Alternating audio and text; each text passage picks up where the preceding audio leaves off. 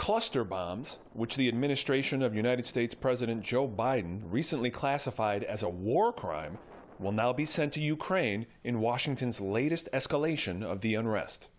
Cluster munitions are banned by over half the world because they release dozens of bomblets which often remain unexploded for decades after a conflict has ended. They cause more casualties among civilians than among combatants, and the United States is sending bombs with the imprecise grenades used in the 1991 invasion of Iraq. From bombing irrigation dams in Korea to Agent Orange in Vietnam to using chemical weapons against Iranians, the United States and their Western partners continue to use tactics which the global majority often finds immoral, even during wartime. These are omnicide weapons. They're the worst atrocities in history, each in a can. Do reduce any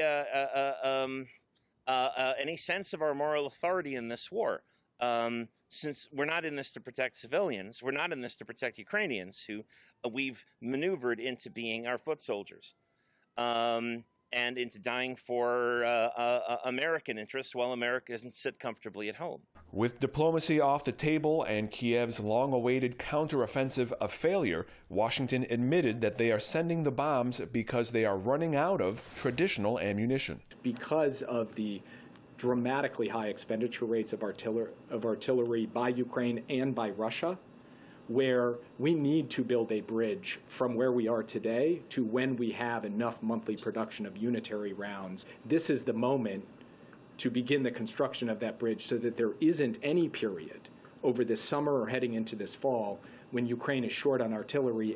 Escalation is reaching such levels that some analysts in Russia are actually advocating the use of nuclear weapons against Western Europe as the only way to restore the fear of war among Western leaders and to finally end the 9-year conflict in Ukraine.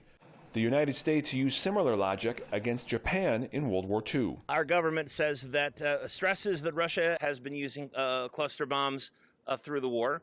Though Russian President Putin has is, if anything, unpopular in his country to the extent that he's the most popular politician there.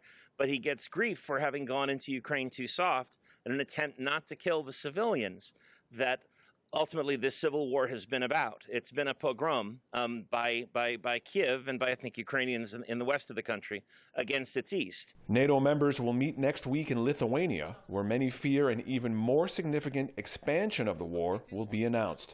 Ramin Mazaheri, Press TV, Chicago.